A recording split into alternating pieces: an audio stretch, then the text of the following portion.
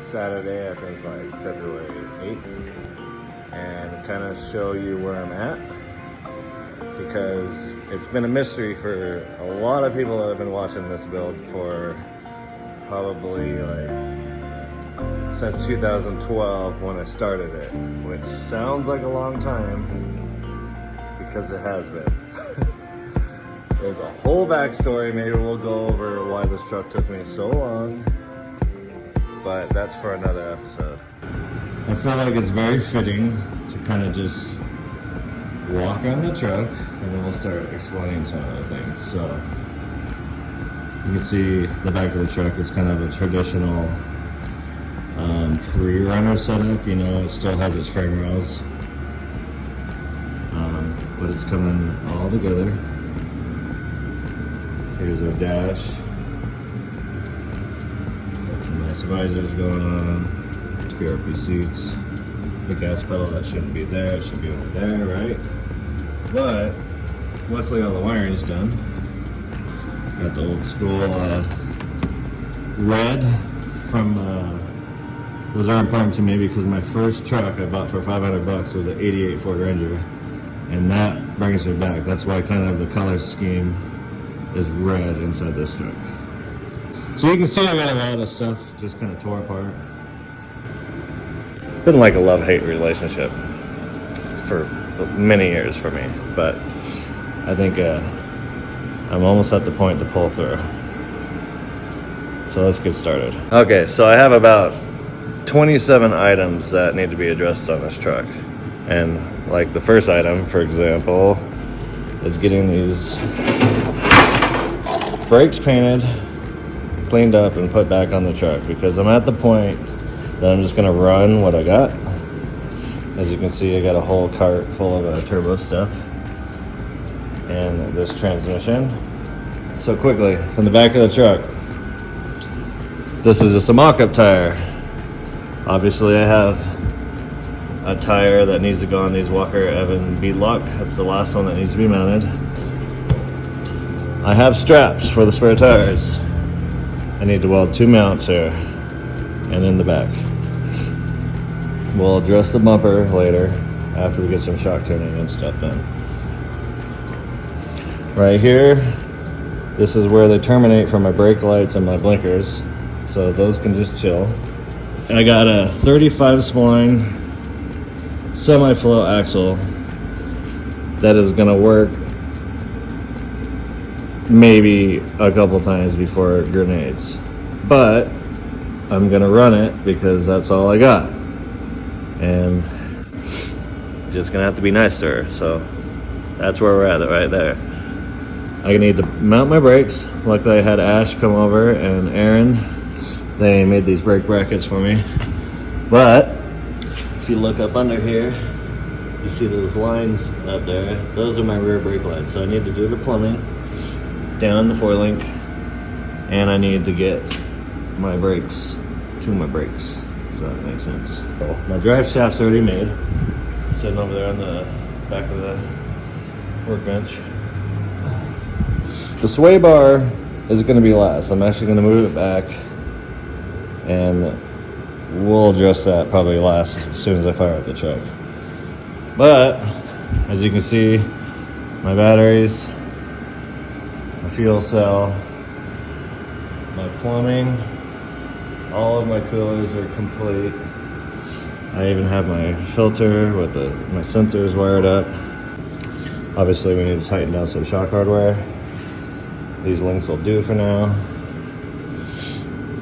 Seatbelts are installed. Blower is installed. Fire suppression is installed.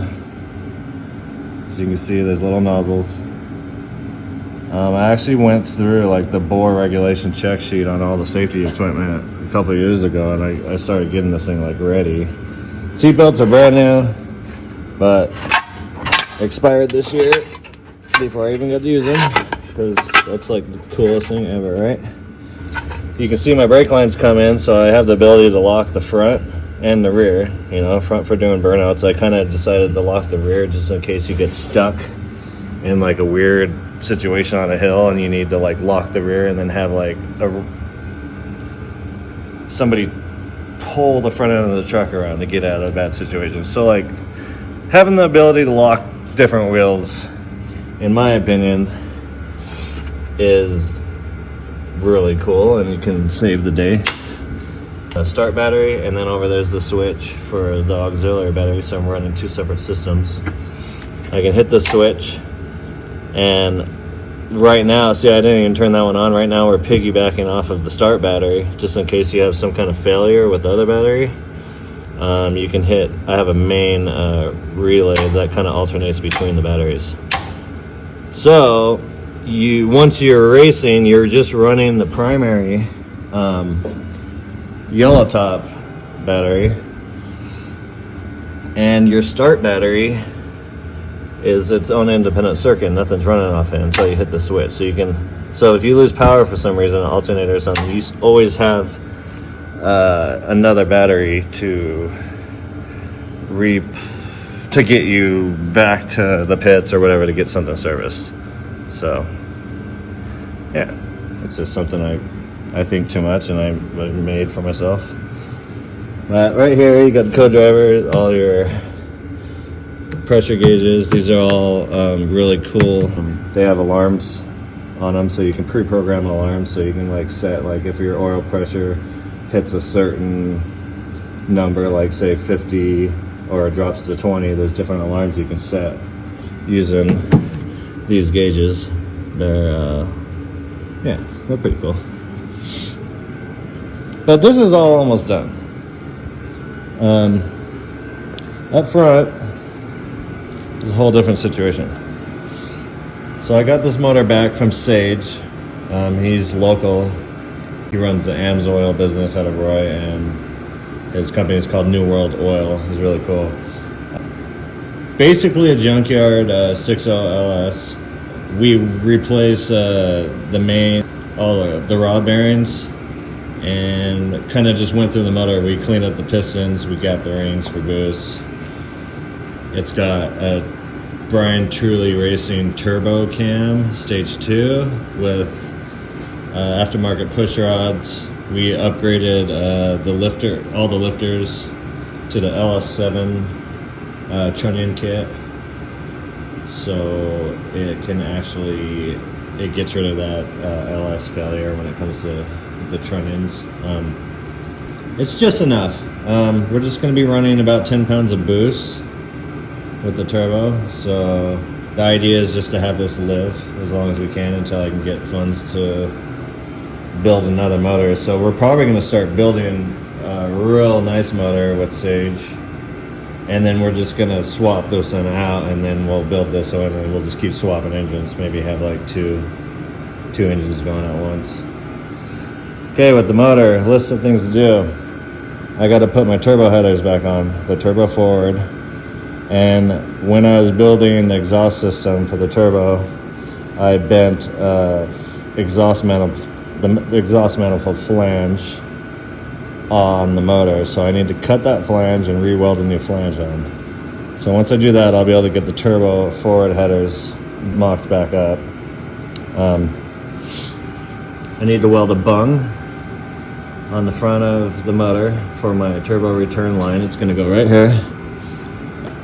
I need to build the full pulley setup, so, which I have most of the setup. I need to like build this cool bracket that keeps the belt routed around the turbo forward headers. So after that, I need to put my power steering box back and mock up my power steering pump. But my steering components are all 100% all the way up to Pitman arm. You know, we just designed this and welded it up. Ash and Aaron made good work of this the other day. So got the manifold. Once the manifold's on, I need to change out all the sensors because they're all broke off from us moving the motor around. Gas pedal assembly. So I don't have the linkage going to the manifold done yet, but you can see like this nook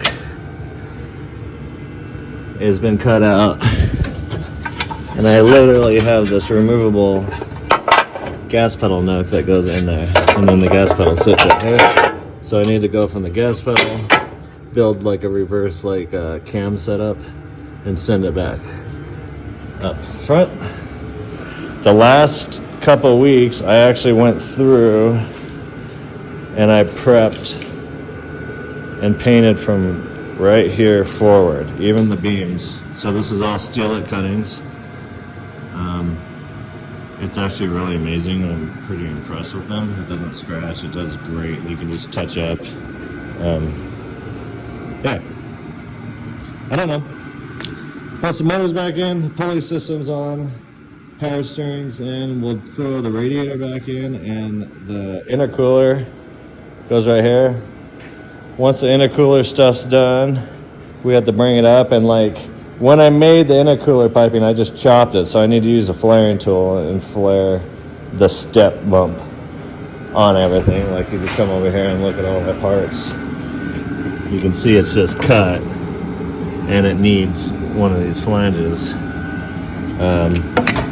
But this is where all the goodies are. Everything has already been bought all through the years. I got nice starters, I got blow-off valves, everything. It's really just putting everything back together. So I am on the up and up with the engine doesn't have to come out ever again until I blow it up, which is gonna happen. And haunting me is on the transmission. I have this shifter shaft that's been broke off.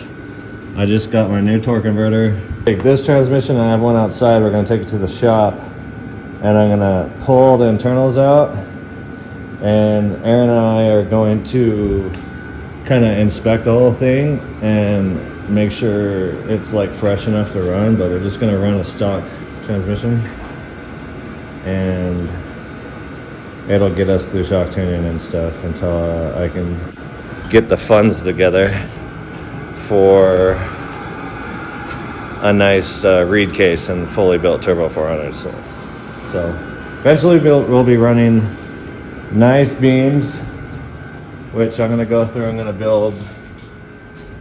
I have all the rolling components, so I have all the knuckles and stuff and everything involved with that whole situation. But the goal right now is to get the truck in the dirt and start like shock tuning, and we'll start throwing on all the goodies and stuff as I can afford it and make things happen. And look who snuck in. Is that a little Mason? Are you here to like, should we clear off that table so you have a place to color? Okay. But yeah, that's kind of like where I'm at with the good old 1987 Ranger, and I guess I'll just start making updates and let's see if we can finish her.